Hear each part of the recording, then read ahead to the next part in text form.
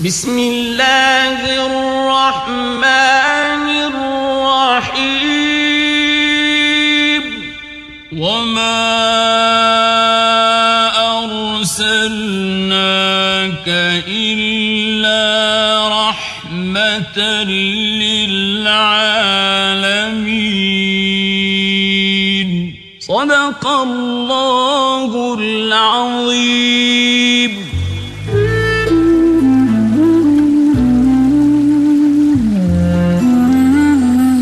رحمة للعالمين.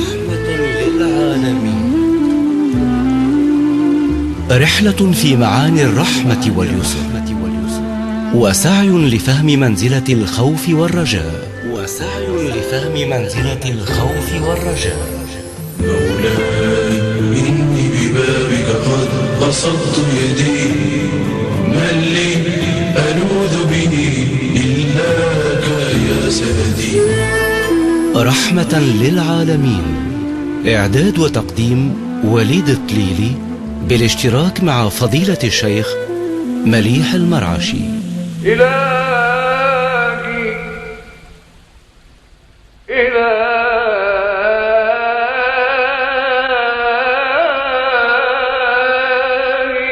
إن يكن ذنبي عظيما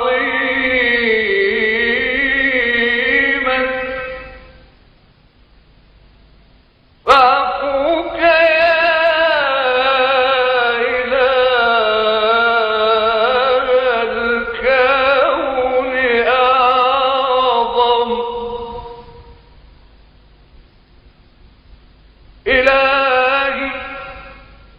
إلهي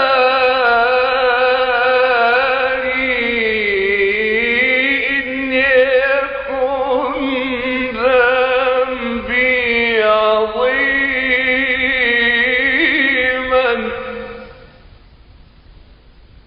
فاعفوك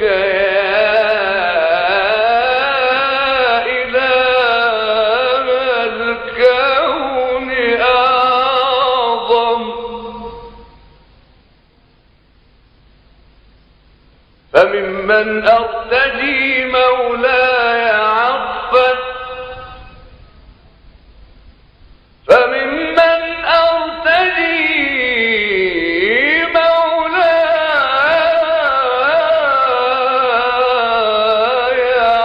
عطفا، وفضلك واسع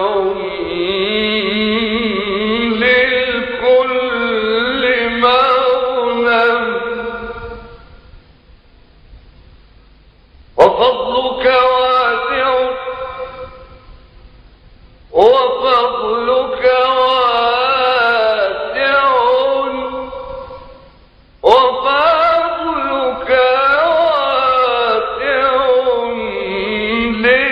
للكل مغنم. تركت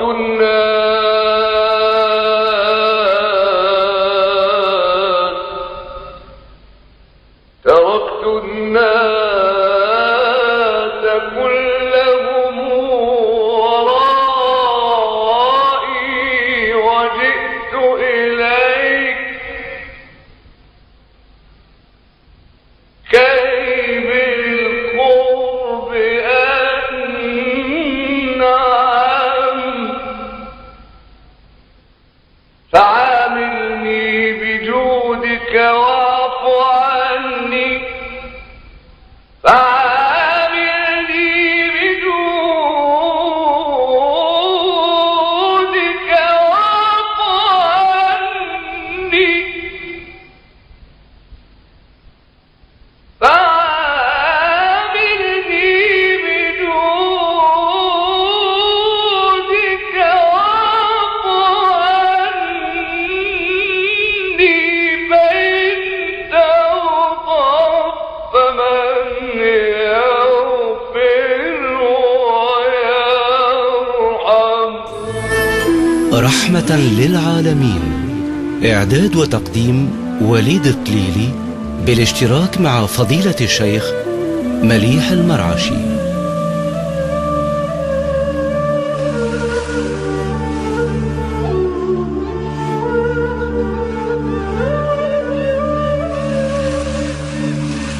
بسم الله والحمد لله والصلاة والسلام على سيدي رسول الله. مستمعينا الأعزاء، السلام عليكم ورحمة الله تعالى وبركاته، ومرحبا بكم في هذا اللقاء الجديد الذي يجمعنا بفضيلة الشيخ الأستاذ مليح المرعشي. بابا مرحبا بيك. أهلا وسهلا بك وبالسادة المستمعين الكرام. شنو أحوالك؟ فضل من الله، وما بكم من نعمة فمن الله. الحمد لله، ربي بقي ستره. آمين. بابا احنا بدينا نتوقف عند بعض الأنبياء، لا نأتي على ذكرهم كثيرا، أو حتى إن أتينا على ذكرهم فلا نتوقف عند تفاصيل حياتهم، ما ألم بها، ما أحاط بهم، علاقتهم بأقوامهم، الظروف التي نشأوا فيها، التي بثوا فيها الدعوة للتوحيد. وتوقفنا في الحلقة قبل الماضية، بدأنا في الحلقة قبل الماضية في هذه المرحلة الجديدة، ونتوقف اليوم عند نبيين من عائلة واحدة، الأب وابنه، النبي داود والنبي سليمان عليهما السلام. ونبدأ بسيدنا سليمان اللي هو برشا آيات وردت فيه، وحوله أسئلة كثيرة ومعلومات بحاجة إلى التوضيح. ورب العزة سبحانه وتعالى قرن بيناتهم في القرآن، معناها وداود وسليمان إذ يحكمان في الحرث إذ نفشت فيه غنم القوم وكن لحكمهم شاهدين إلى آخره. وهناك طبعا ما يتعلق بسيدنا سليمان اللي رب العزة يعني أعطاه بين يديه آيات عجيبة وغريبة لم تعطى لأحد من الأنبياء بعده كما طلب عليه السلام. تفضل. بسم الله والصلاة والسلام على سيدي وحبيبي محمد صلى الله عليه وسلم وعلى آله وأصحابه أجمعين. أخي الكريم، قصة داود وسليمان قصتهما وردتا في سور متعددة في القرآن الكريم. على سبيل المثال سورة الأنبياء، سورة النمل، سورة سبأ، سورة صاد. وداود وسليمان كما تفضلت، نبدأ بنبي الله سليمان، نبيان كريمان وملكان عظيمان، جمع الله تعالى لهما بين الملك والنبوة. ينتهي نسب سليمان، هو ابن داود. ورد اسمه في القرآن في 17 مرة، في حين الله سبحانه وتعالى أورد ذكر والده في 16 مرة. يعني ذكر سليمان أكثر من داود عليهما وعلى حبيبي محمد صلى الله عليه وسلم الصلاة والرحمة. الابن ذكر أكثر مما ذكر الوالد بمرة واحدة. من ذلك تعالى لنمر على بعض هذه الآيات. من ذلك قول الله سبحانه وتعالى: واتبعوا ما تتلو الشياطين على ملك سليمان وما كفر سليمان ولكن الشياطين كفروا يعلمون الناس السحر. نحن عندما نتحدث عن هذه الآية نتبين أن الله يريد أن يقول أن الضالين والجاحدين من بني إسرائيل اتبعوا ما تقولته واختلقته الشياطين كذبا على ملك سليمان عليه السلام. ماذا زعموا؟ زعموا أن ملكه يقوم على السحر، والحق أن سليمان قد أخلص العبادة لخالقه عز وجل. أنت أخي وليد عندما ترى في مخاطبك طلاقة قدرة وصدق حديث، لا تريد أن تنسبه له حتى لا تثبت جدارته، بل تنسب ذلك إلى غيره لتحط من قدره. حاشا لك أن تفعل ذلك. ولذلك هؤلاء ماذا قالوا؟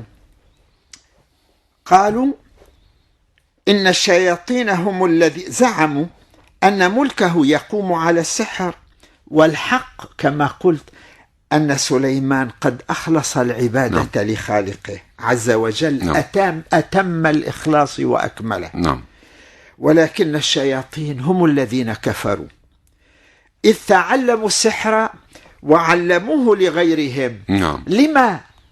بقصد الإفساد والإضلال. هذا أين ليفرق بين المرء وزوجه. لكن دائما نعلم أن هذا لا يمشي إلا إذا أذن الله له طبعا. وما هم بضارين به من أحد إلا بإذن الله. تعال لنمر على أحاديث شريفة قالها حبيبي وسيدي رسول الله صلى الله عليه وسلم، مدح فيها أخاه سليمان. عندما نقول في الصحيحين أي صحيح البخاري ومسلم رضي الله عنهما، عن أبي هريرة رضي الله عنه ماذا يقول؟ أن رسول الله صلى الله عليه وسلم قال: إن عفريتا من الجن تفلت علي البارحة. من يقول ذلك؟ النبي صلى الله عليه وسلم يقول أن عفريتا من الجن تفلت علي البارحة ليقطع علي الصلاة. أي ماذا؟ أي ليحملني على أن أخرج من الصلاة حتى لا تكون هناك صلة بين الحبيب عليه الصلاة والسلام وبين ربه. لأنك كلما خلوت إلى الله وكانت العلاقة صافية أقلق هذا الأمر إبليس فأراد أن يقطع عليك حبل هذه المودة وذي برشا ناس تلقاها في الصلاة، معناها كلما اقتربت وركزت في علاقتها في تلك اللحظة بالمولى سبحانه وتعالى إلا وجهها وسويس. صحيح. ولذلك عندما فقد بحديثنا قياس، عندما فقد رجل أمرا فقال: قم فصل ركعتين. قال: فلما أنهيت الركعتين قلت لصاحبي: الحمد لله أن دلني الله على المكان الذي وضعت فيه النقود. قال: لا، بل صرفك الشيطان عن الطاعة. صحيح. فلذلك الحبيب المصطفى عليه الصلاة والسلام أراد إبليس أن يقطع عليه الصلاة ويحمله على الخروج منها. قال: فأمكنني الله تعالى منه فأردت أن أربطه في سارية من سواري المسجد حتى تصبحوا وتنظروا إليه. ولكني تركته بعد أن تذكرت قول أخي سليمان. سليمان ماذا قال في دعائه؟ ربي اغفر لي وهب لي ملكا لا ينبغي لأحد من بعدي إنك أنت الوهاب. شوف الأدب. فأراد الحبيب المصطفى أن لا يمنحه رب العزة شيئا كالذي منحه لسليمان. أي خلق هذا؟ لا، وسيدنا سليمان عليه السلام لما أراد أن يطلب من الله طلب أولا المغفرة، رب اغفر لي وهب لي لك حتى تكون أهلا للطلب. ولذلك أنا تعلمت، أعوذ بالله من كلمة أنا أخي وليد، علمنا أحد العارفين أنه إذا دعا ماذا يقول؟ يا حبيبي أأدعوك بلسان عصاك أم بلسان سبحك ومجدك وذكرك؟ صحيح. أأدعوك يا حبيبي بقلب لاه عن ذكرك أم بقلب مخبت أواه في حبك؟ صحيح. إذا نعود إلى الحبيب المصطفى صلى الله عليه وسلم، ماذا قال؟ فأردت أن أربطه في سارية من سواري المسجد حتى تصبحوا وتنظروا إليه، ولكني تركته بعد أن تذكرت قول أخي سليمان: رب اغفر لي وهب لي ملكا لا ينبغي لأحد من بعدي إنك أنت الوهاب. ولذلك ماذا نجد؟ نجد أن عهد داود وسليمان عليهما السلام هو العهد الوحيد الذي عاش فيه قومهما بنو إسرائيل في رخاء وأمن واطمئنان، ثم جاءت كل العهود التي بعدهما عهود مظلمة وفساد ودمار وعقوبة، لأن هؤلاء القوم شقوا عصا الطاعة على الله. هو هنا فضيلتك نحب نزيد نتوقف شوية عند رب اغفر لي وهب لي. يعني مدخل الهبة من الله هي الغفران، أو هو الغفران. المدخل إلى أن يستجيب رب العزة لدعائك ولطلبك هو أن يغفر لك، أن تبدأ بالاستغفار. ولذلك في آيات أخرى: واستغفروا ربكم يرسل السماء عليكم مدرارا، يعني أن واستغفروا ربكم إنه كان غفارا. يرسل السماء عليكم، صحيح.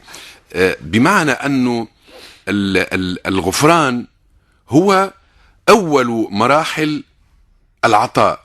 يعني الإنسان أولا لما يستغفر ساعة يقول الرب العزة، يستعرف يقر بأنه مذنب، وأن ما سيعطيه الله إياه، ما سيمنحه إياه، هو فضل من الله ورحمة وليس بعمل العبد طبعا. فهذا إقرار من العبد بالذنب أولا. وثانيا حتى الناس اللي تسمع فينا من أخوتنا وأصدقائنا المستمعين والمستمعات يعرفوا أنه كيف توجه الرب العزة نتأسى بأدب الأنبياء، نطلب الغفران أولا، ثم ما بعد ذلك نطلب أن يعطينا ربنا ما نشاء. ليش؟ لأنه الهبة أنت عندما يعطيك، عندما تشتري، أن تدفع ثمنا مقابل بضاعة، صحيح. لكن أن يعطيك رب دون مقابل، فهذه هي الهبة. صحيح.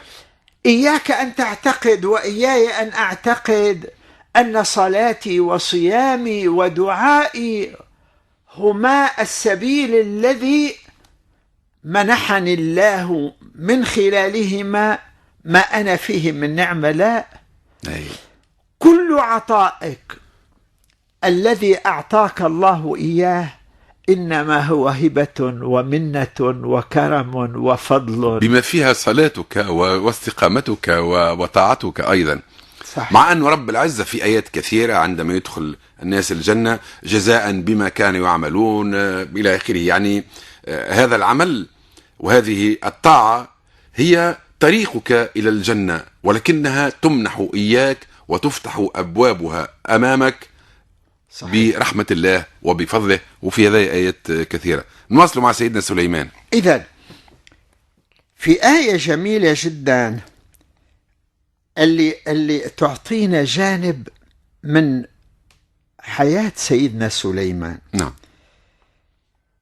الله في سورة الأنبياء ماذا يقول؟ وداود وسليمان إذ يحكمان في الحرث إذ نفشت فيه غنم القوم وكنا لحكمهم شاهدين ففهمناها سليمان. نعم.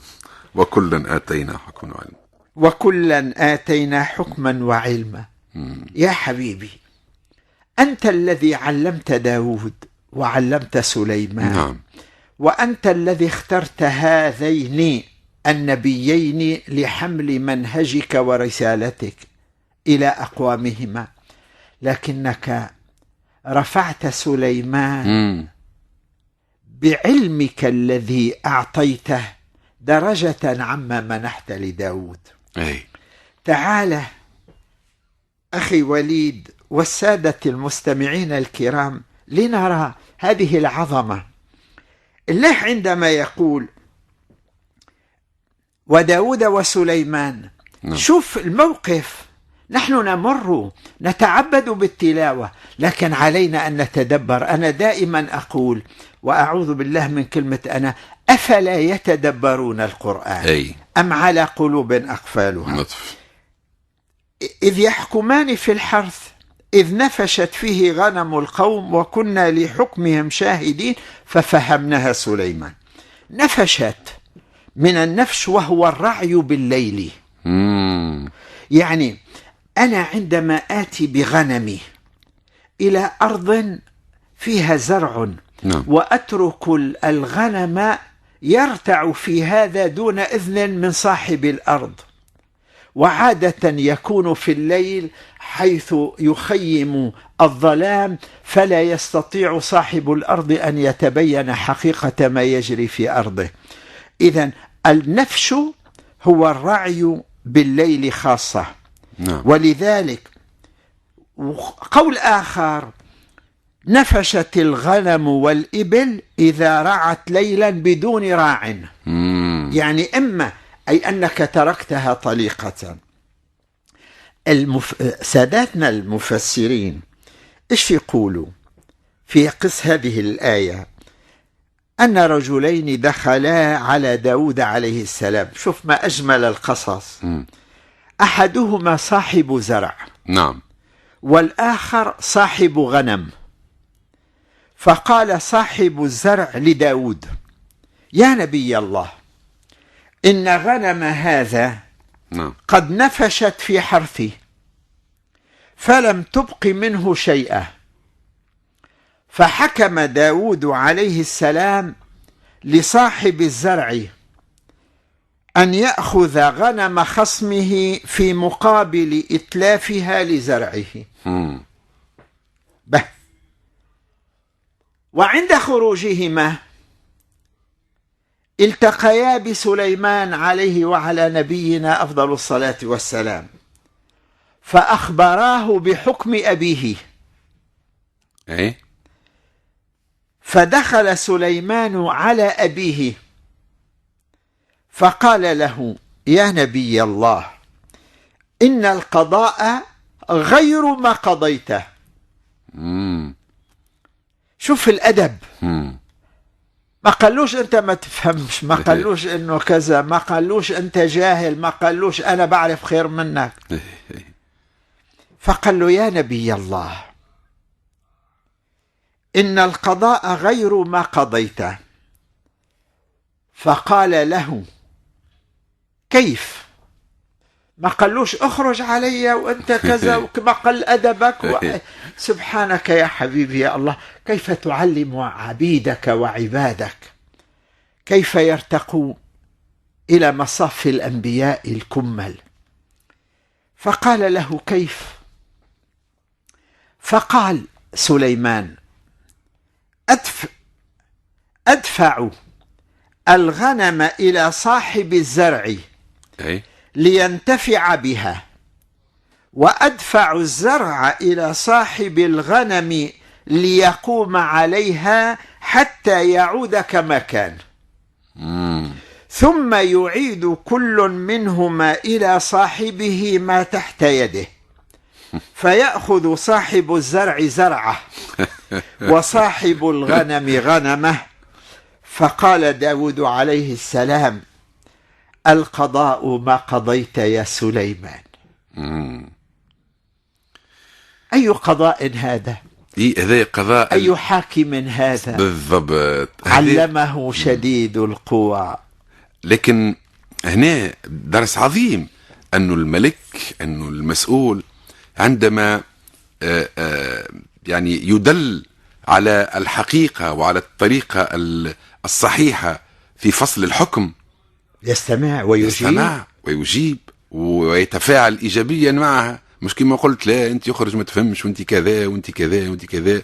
والكل حتى في العائلة زادة البو والأم يسمعوا أولادهم يشبيه، ساعات تجي الفكرة ويجي الحل ويجي الحقيقة من عند الأولاد ومن عند الناس اللي أصغر منك ومن عند الناس اللي ربما مقراوا أقل منك. الإنسان يسمع ويستعرف علاش لا، هذا نبي الله وملك من ملوك يعني من الملوك العظام نبي داود. وفما آيات أخرى معناها نتعرضوا لها بعد شويه وقت نحكيوا على نركزوا على النبي داود بالذات. ف يعني دليل واضح على انه الملك غير معصوم من الخطأ الا اذا كان رب العزة سبحانه وتعالى دل كما دل فيها فعلا. نعم هو النبي محمد صلى الله عليه وسلم في الحرب وقت جاء خذا بعض القرارات، جاءوا الصحابه سالوه قالوا له هذا من عندك ولا من عند المولى سبحانه وتعالى؟ كان وحي هاتوا نطبقوا واحنا ساكتين، لكن كان هي فكرتك نتناقشوا. في غزوة بدر بالضبط عندما تقدم النبي عليه الصلاة والسلام وقال لنجعل آبار بدر خلفنا، فقام أحد الصحابة فقال يا رسول الله، وكأنه يقول ليس الرأي هذا، بل نجعل آبار بدر خلفنا.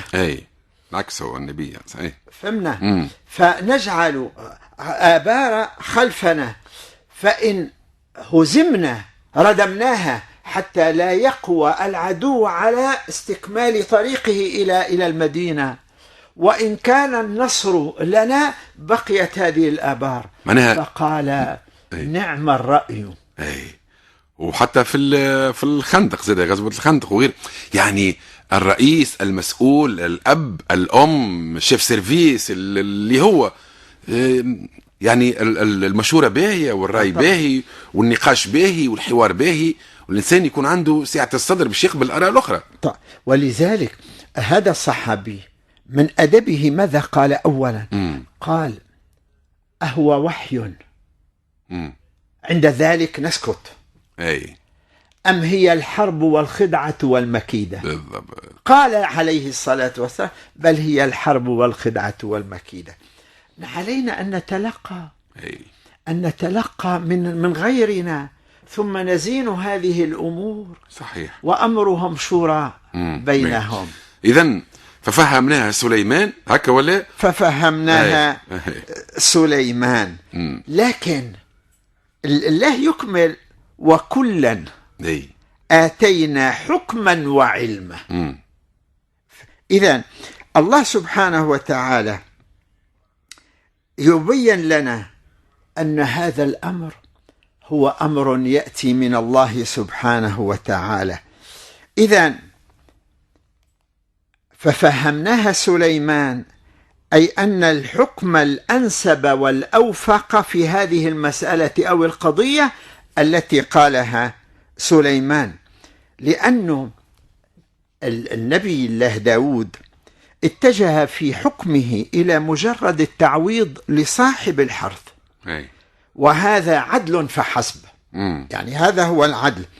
أما حكم سليمان عندما ننظر إلى ذلك فقد تضمن مع العدل البناء والتعمير، وجعل العدل دافعا إلى البناء والتعمير، وهذا هو العدل الحي الإيجابي في صورته التي تبني، وهو إنما يكون فتح من الله، إلهام من الله يهبه لمن يشاء من عباده. ولذلك يقول ففهمناها سليمان بالتفصيل يعني سبحان الله.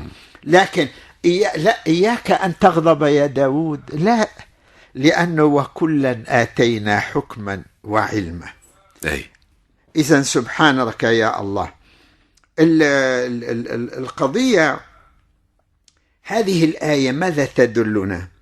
على أن الحكم هنا كان باجتهاد لا بوحي، وأن سليمان أصاب فاستحق الثناء باجتهاده وإصابته، وأن داود لم يصب فاستحق الثناء باجتهاده، ولم يستوجب عظمة من هذا الإله العظيم، لم يستوجب لوما ولا ذما لعدم إصابته.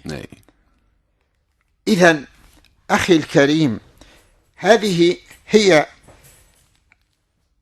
القصة. الله سبحانه وتعالى يقول إذ يحكمان، أنا فيها الوقف الجميلة جدا، إذ يحكمان في الحرث مع قوله ففهمناها سليمان. هذه ماذا تعطينا؟ نقطتين. الأولى أن الحكم لم يكن بوحي، إنما كان باجتهاد، وأصاب فيه سليمان دون داود لأن الله فهمه إياه. بالضبط مش من عنده. هي القرينة الأولى. القرينة الثانية هي أن الله عندما يقول ففهمناها يدل على أن فهمه إياها من نصوص ما كان عندهم من الشرع. لأنه ليس القضية أن الله أنزل فيه وحيه نسخ، لا، لأن قول الله تعالى حين يقول ففهمناها أليق بأن يكون هناك وحي. ثم الله بعد إيش يقول؟ بين له نماذج من النعم التي أنعم بها على داود. يعني أنت يا داود لست بعيدا عنا، فأنت في رحمتنا وأنت نبي، حتى لا تأخذ في نفسك بعض الحساسية. فقال تعالى وسخرنا مع داود الجبال يسبحن والطير وكنا فاعلين. يعني ذللنا لك كل شيء يسبحن الله ويقدسنه مع داود امتثالا لأمره. ومن بعد هذا وعلمناه صنعة لبوس لكم لتحصنكم من بأسكم فهل أنتم شاكرون؟ ولذلك الله سبحانه وتعالى، نحن هذا نأتيه مع داود إن شاء الله عليه وعلى نبينا أفضل الصلاة والسلام. لكن نريد أن نبين أيضا جانبا من نعمه سبحانه على سليمان. نعم. فقال الله ولسليمان الريح عاصفة تجري بأمره إلى الأرض التي باركنا فيها. إذن كما سخرنا مع داود الجبال يسبحن، وعندما قال عاصفة أي شديدة الهبوب، كما سخرنا مع أبيه الجبال يسبحن والطير. لذلك نحن ماذا في اللغة ماذا نقول؟ عصفت الريح تعصف إذا اشتدت، فهي عاصفة أو عاصف. جاءتهم ريح عاصف. صحيح. سميت لماذا سميت هكذا؟ لأنها تحطم كل ما تمر عليه فتجعله كالعصف. والعصف في اللغة هي التبن، القش، العصف المأكول، كعصف مأكول.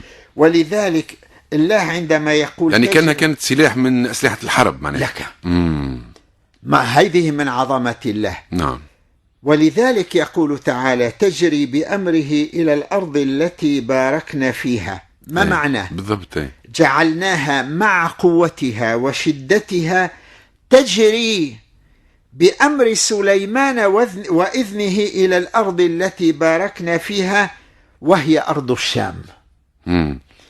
ولذلك أرض الشام معناها تقصد الشام الكبيرة بما فيها فلسطين، معناها بلاد الشام هي تشمل بلاد سوريا الطبيعية أي سوريا وفلسطين ولبنان والأردن. هذه كلها بلاد الشام. ولذلك أنت بتشوف سليمان بن عبد الملك له قصر في أريحة. أريحة أين هي؟ بفلسطين. وكان يعني قصره الصيفي، تعرف لأنه دمشق يعني من زارها وأعتقد أنك زرتها يعني حارة جدا. صحيح. فالناس يهربون لأنها في منخفض، يهربون إلى المناطق المرتفعة. صحيح. فكان سليمان له قصر في أريحة حيث كانت كلها ابن عبد الملك مش سيدنا سليمان. لا سيدنا قلت سليمان سكت خاطر لازم ننبه، لأنه عفوا قبل ما نختم، لأنه الريح وصفت عاصفة هنا، وفي آية أخرى الريح جند من جنود الله. نعم. إما أن تكون عاصفة لا تبقي ولا تذر، نعم، وإما أنها في آية أخرى تعالى لنعيش فيها أنها رخاء، صحيح، تجري بأمره رخاء حيث أصاب. ولذلك ليست الريح هي التي تدمر، إنما هي جندي من جنود الله يسوقها تحمل الخير والنباء. صحيح. أخي وليد، نحن كنا أهل فلاحة،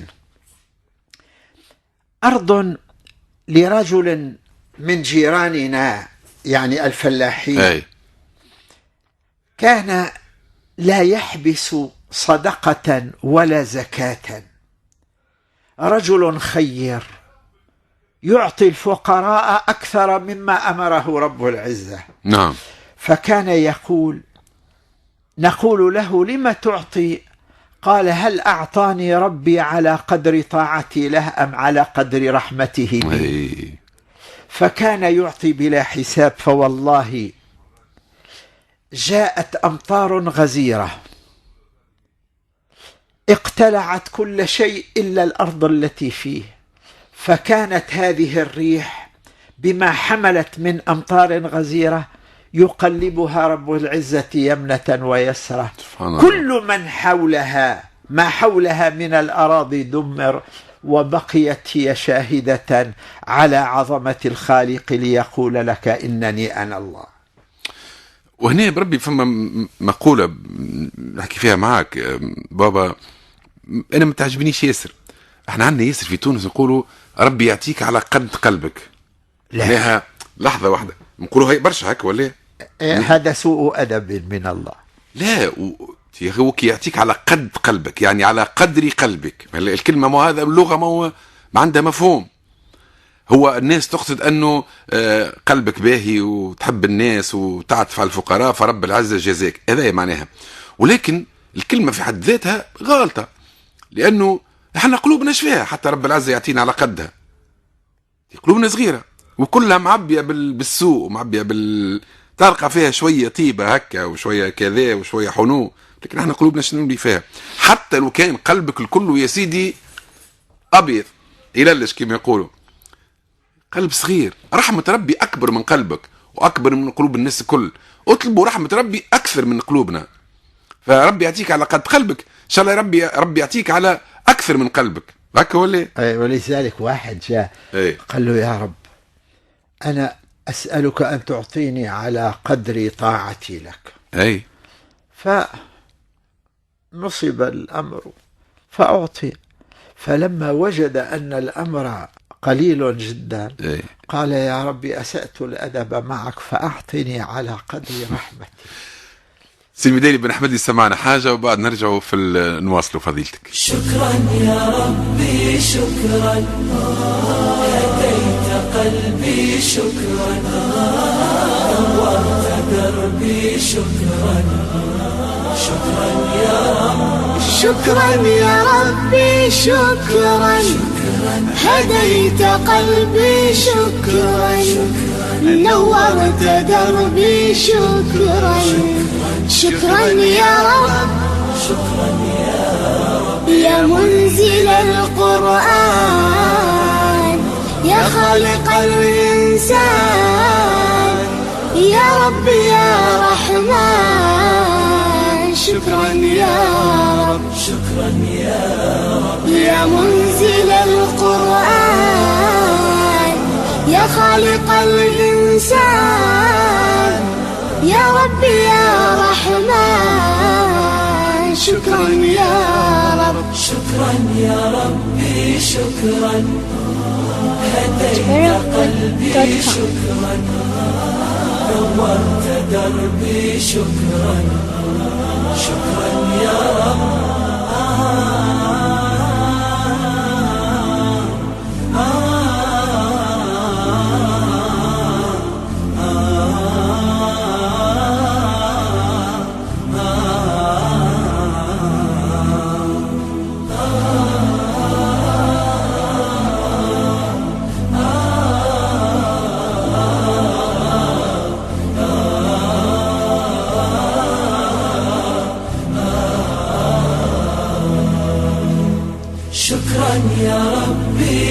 شكرا هديت قلبي شكرا نورت دربي شكرا شكرا يا رب أنا بصلاتي أسلم وبالسعادة أنعم أفخر بأني مسلم شكرا يا رب شكرا يا رب يا خالق الأكوان يا رب يا رحمن أكرمني بالغفران شكرا يا رب شكرا يا رب يا خالق الأكوان يا رب يا رحمن أكرمني بالغفران شكرا يا رب شكرا يا ربي شكرا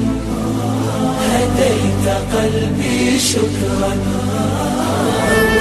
رحمة للعالمين. إعداد وتقديم وليد الطليلي بالاشتراك مع فضيلة الشيخ مليح المرعشي.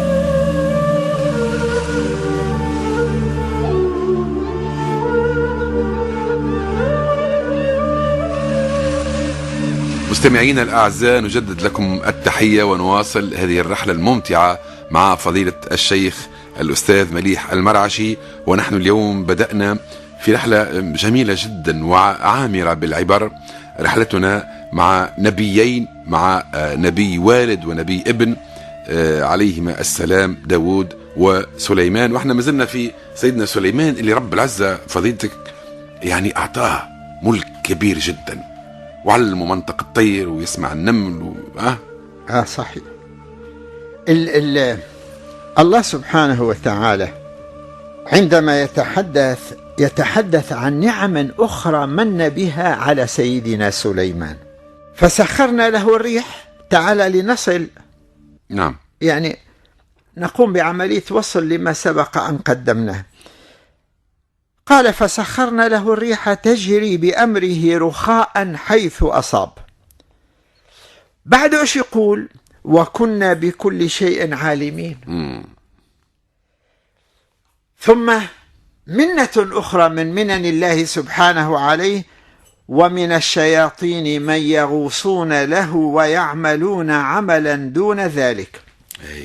هي منة أخرى من المنن الكثيرة التي امتن بها الله سبحانه وتعالى على عبده ونبيه سليمان. ما معنى ذلك؟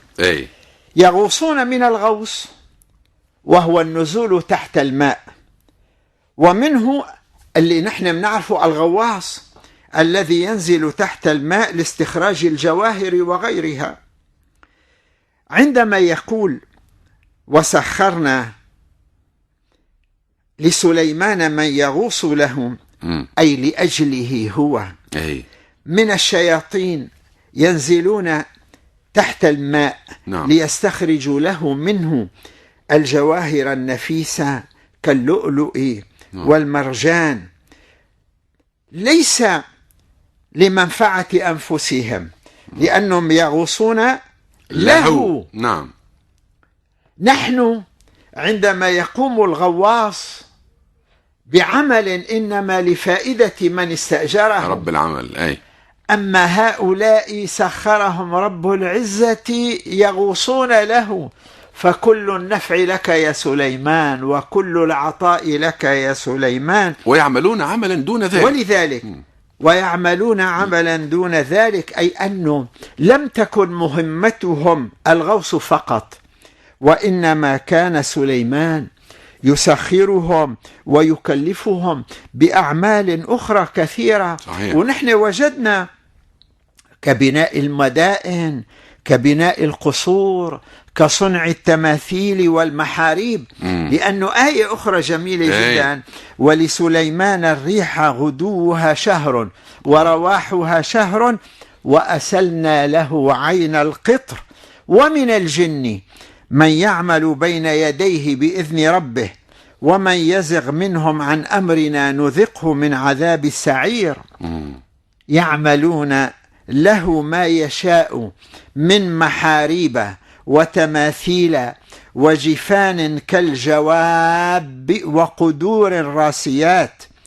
اعملوا آل داود شكرا وقليل من عبادي الشكور. احنا هذيك نفصلوها بالتفصيل، فضيلتك نمشيو بشويه بشويه خاطر فيها برشا اسئله، ولكن احنا نرجع دائما الى مساله الادب العظيم اللي على النبيين داود وسليمان عليهما السلام. ولقد آتينا داود وسليمان علما، هكا ولا؟ نعم. وقال، هذه آية عجيبة ما نفطنولهاش، وقال الحمد لله الذي فضلنا على كثير من عباده المؤمنين. يعني رب العزة، يعني الإنسان قد لازم يكون متأدب مع عطاء الله، لأنه المؤمنون كثر، ولكن رب العزة يعطي مؤمن أكثر من مؤمن، ويعطي مؤمن بخلاف مؤمن. هذيك علاش برشا ناس تشوف مثلا حد مثلا أنعم عليه ربي بالصحة، يشوف عبد مريض يقول الحمد لله الذي فضلني على كثير من عباده المؤمنين، أو يعطيه فلوس، أو يعطيه جاه، أو يعطيه سلطان، أو يعطيه محبة، أو يعطيه أي نعمة من نعم الله التي لا تعد ولا تحصى.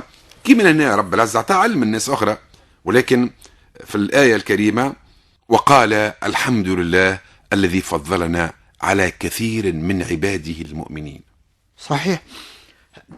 هي أخي وليد العطاء من الله سبحانه وتعالى والفضل من الله سبحانه وتعالى قضية هبة، والهبة ليست مرتبطة بعمل. الهبة منحة من الله، فتارة يعطيك على قدر جهدك، بعض الأحيان يعطيك على قدر طاعتك، بعض الأحيان يعطيك على قدر فضله وعطائه.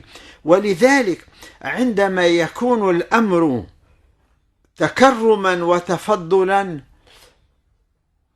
يقول الحمد لله الذي وهب لي على الكبر إسماعيل وإسحاق.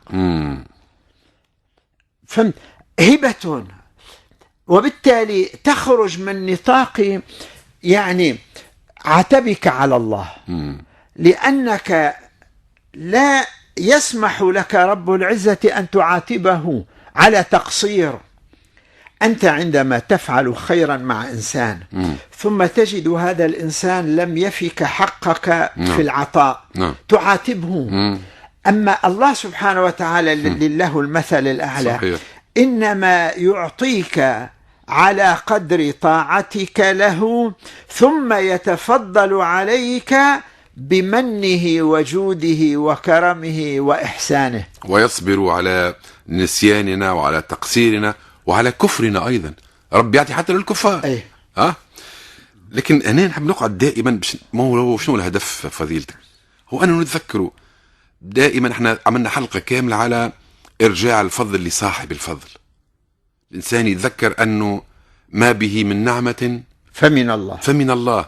من نشوف الأدب الشديد متاع النبيين وغيرهم عليهم جميعا، وعلى نبينا صلى الله عليه وسلم أفضل الصلاة وأزكى التسليم. بعد وقت لي وورث سليمان داود وقال يا أيها الناس علمنا منطق الطير وأوتينا من كل شيء. هذه كلمة أوتينا من كل شيء يلزمها وقفة. إن هذا لهو الفضل المبين.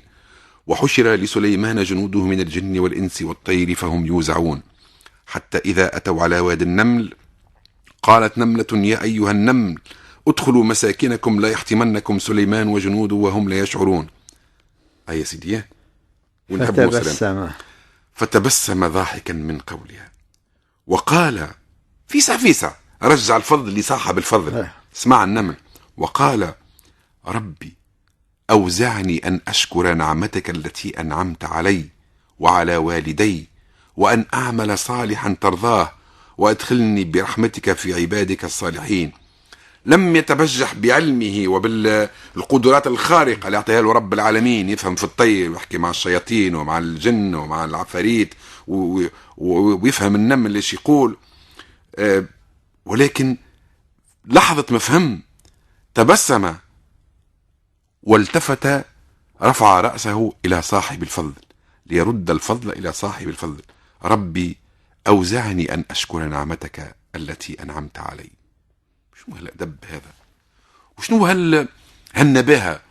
وشنو الإنسان اللي مركز إنسان فاهم روحه وش يعمل في لحظتها يشكر رب العالمين.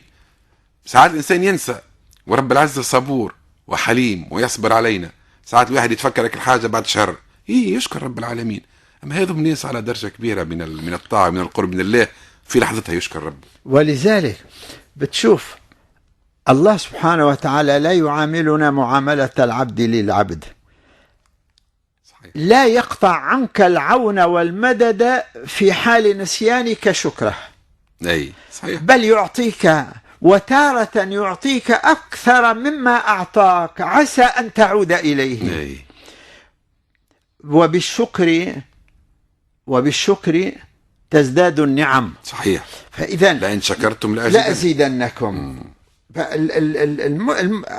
القصص هذا إن لقد كان في قصصهم عبرة. أما اللي شكون نحن إذا لم نعتبر لأولي الألباب. أيوة، للناس المركزة وتحب تفهم. فبالتالي إن كنا لذلك نحن عندما بيجيك واحد بيقول لك يا سيدي أنا ب3 أيام ختمت القرآن، بأسبوع ختمت القرآن، بالله يا أخي ماذا خرجت من هذه بعض الأحيان بقول لك أنا في كذا ختمت القرآن. هل تدبرت؟ أخرج لي قصة شدك انتباهك إليها وأخرجت منها ما يستفاد. لا، أنا تعبدت بالتلاوة، لكن ممتاز جدا لك في كل حرف حسنة، لكن أعطيني المواقف التي شدت انتباهك إليه. هذا الذي نحتاجه. أي صحيح. لذلك لماذا نتحدث عن هذا القصص الذي ورد بالقرآن؟ لنزداد عظة وعبرة، لنتعلم من هذه الدروس التي جاءت في قصص القرآن الكريم. أما مثال حتى اللي يتلو من غير فهم يتعبد مرة مثال واثنين وثلاثة وأربعة وعشرة، ومن بعد تولي يثبت في عقله ويدقق في التفاصيل. وهنا بربي دعوة لطيفة جدا. هي احنا منا كل يوم نضربه هكا ولا نعملوا كل يوم في الذنوب. سبحان الله، الإنسان ينسى ويسهل ويقطع ويريش ويعمل وكذا، ساعات يوزن ما يوزنش قد وساعات يبيع حاجة ما هيش مريقلة. يعني في حياتنا اليومية نعمل نكدسوا في الذنوب. قديش يعمل واحد من ذنب في النهار؟ مثلا 100 200 300 ذنب، 1000 ذنب.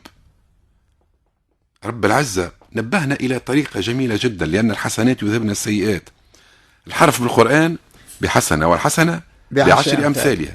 يعني الإنسان كيف يقرأ 4 5 آيات 5 سطور اللي هي ما تشدش يمكن دقيقتين، شوف كل حرف 10 حسنات. قديش يقرأ من حرف، قديش من حسنة، باش يمحوا على الأقل ذنوب النهار هذاك. علاش علاقتنا بالقرآن لازم تكون علاقة يومية. اقرأ يا خويا، حل الكتاب، اقرأ 4 5 سطور، ما تزيدش. كان ربي يعطيك القدرة باش تزيد زيد، اللي يقرأ حزب، واللي يقرأ نص، اللي يقرأ 4، اللي هو. ولكن اقرأ 5 سطور من القرآن كل يوم، باش تنحي على الأقل تمسح، تحط في الحساب نتاعك، الحساب الجاري هكا، ولا تحط في الكونت شوية حسنات. هذا قوس فتحناه. لكن الوقت فضيلتك يجري بينا، وسنعود في الحلقة القادمة بإذن الله تعالى إلى هذين النبيين الكريمين عليهما وعلى نبينا أفضل الصلاة والتسليم. احنا ما عادش عندنا وقت، سيمداني قلنا وقت الدعاء، تودينا في النهار المبارك، إن شاء الله ربي يتقبل منا. اللهم اجعل خير أعمالنا آخرها، آمين. وخير أعمالنا خواتيمها، آمين. وخير أيامنا يوم نلقاك وأنت راض عنا. آمين. اللهم صل على أشرف مولود وأكرم محمود وخير ما في الوجود. اللهم ارزقنا نفسا قانعة بعطائك، مقنة بلقائك، شاكرة لنعمائك، محبة لأوليائك، مبغضة لأعدائك.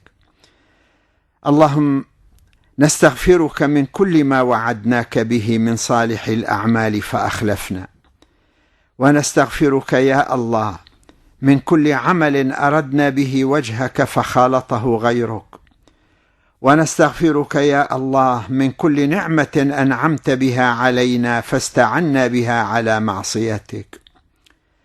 يا من يسبحك الطير في وكره، يا من يمجدك الوحش في غفره، يا محيطا بعمل عبدك سره وجهره، يا من تطمئن القلوب الوجلة بذكره.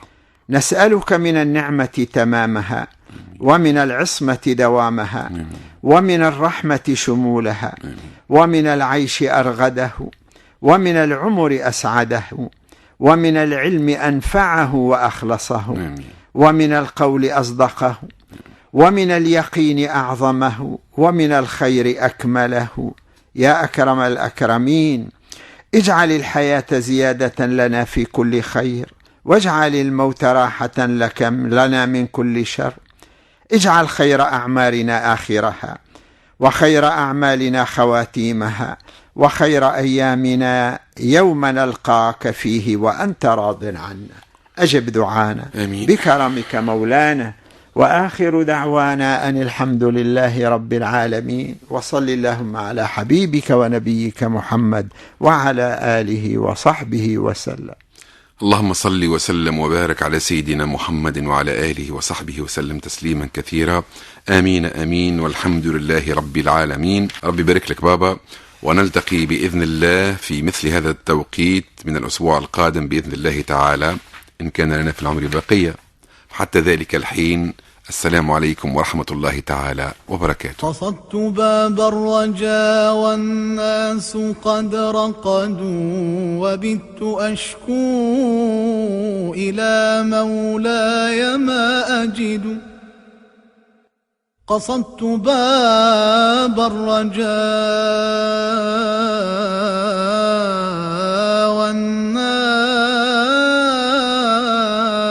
قد رقدوا، وبت أشكو إلى مولاي ما أجد. أشكو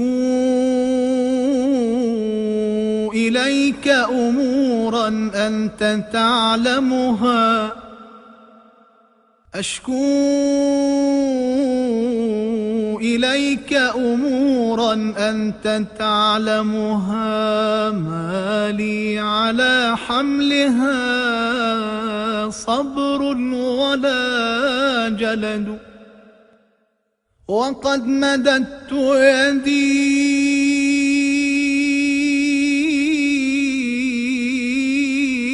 بالذل مفتقرا إليك يا خير من مدت إليه يد.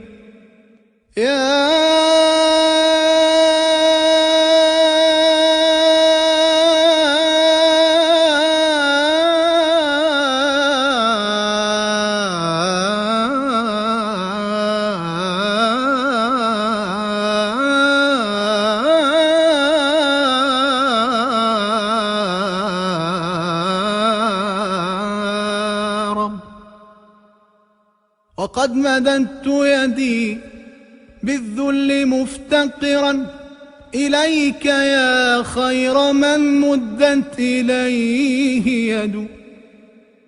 فلا تردنها يا رب خائبة، فلا تردنها يا رب خائبة. فبحر جودك يروي كل من يرد.